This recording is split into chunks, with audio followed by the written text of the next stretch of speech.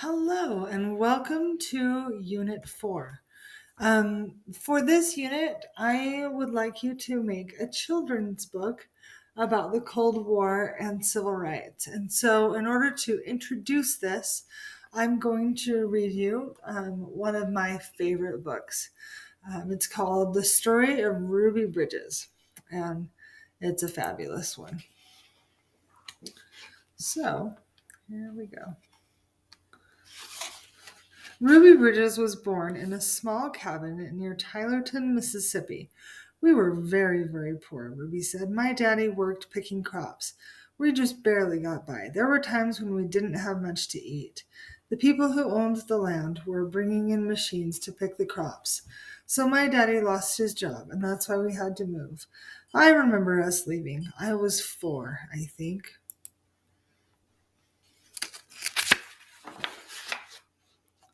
In 1957, the family moved to New Orleans. Ruby's father became a janitor. Her mother took care of the children during the day. After they were tucked in bed, Ruby's mother went to work scrubbing floors in a bank.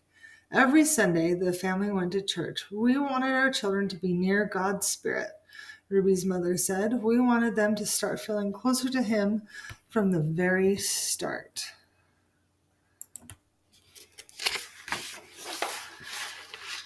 At that time, black children and white children went to separate schools in New Orleans. The black children were not able to receive the same education as the white children. It wasn't fair, and it was against the nation's law. In 1960, a judge ordered 4 black girls to go to 2 white elementary schools. 3 of the girls were sent to McDonough 19. 6-year-old Ruby Bridges was sent to first grade in the William Franz Elementary School. Can you imagine how scary that would be? Ruby's parents were proud that their daughter had been chosen to take part in an important event in American history. They went to church. We sat there and prayed to God, Ruby's mother said, that we'd all be strong and that we'd have courage and that we'd get through any trouble. And Ruby would be a good girl and she'd hold her head up high and be a credit to her own people and a credit to the American people. We prayed long and we prayed hard. On Ruby's first day, a large crowd of angry white people gathered outside Franz Elementary School. The people carried signs that said that they did not want black children in a white school. People called Ruby names, some wanted to hurt her. The city and state police did not help Ruby. The President of the United States ordered federal marshals to walk with Ruby into the school building. The marshals carried guns. Every day for weeks that turned into months, Ruby experienced that kind of school day. She went to the Franz school surrounded by marshals, wearing a clean dress and a bow in her hair and carrying a lunch pail. Ruby walked slowly for the first few blocks. As Ruby approached the school, she saw a crowd of people marching up and down the street. Men and women and children shouted at her. They pushed towards her. The marshals kept them from Ruby by threatening to arrest them.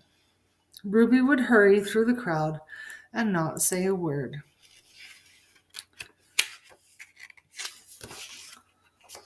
The white people in the neighborhood would not send their children to school. When Ruby got inside the building, she was all alone except for her teacher, Mrs. Henry. There were no other children to keep Ruby company, to play with and learn with, to eat lunch with. But every day, Ruby went into the classroom with a big smile on her face, ready to get down to the business of learning. She was polite and she worked well at her desk, Mrs. Henry said. She enjoyed her time there. She didn't seem nervous or anxious or irritable or scared. She seemed as normal and relaxed as any child I've ever taught. So Ruby began learning how to read and write in an empty classroom in an empty building.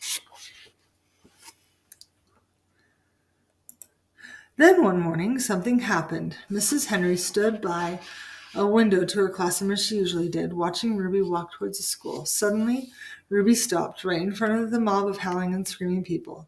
She stood there facing all those men and women. She seemed to be talking to them. Mrs. Henry Mrs. Henry saw Ruby's lips moving and wondered what Ruby could be saying. The crowd really seemed ready to kill her. The marshals were frightened. They tried to persuade Ruby to move along. They tried to hurry her into the school, but Ruby wouldn't budge. Then Ruby stopped talking and walked into the school. When she went into the classroom, Mrs. Henry asked her what happened. Mrs. Henry told Ruby that she'd been watching and that she was surprised when Ruby stopped and talked with the people in the mob. Ruby became irritated. I didn't stop and talked with them, she said. Ruby, I saw you talking, Mrs. Henry said. I saw your lips moving. I wasn't talking, said Ruby. I was praying. I was praying for them. Every morning, Ruby had stopped a few blocks away from school to say a prayer for the people who hated her.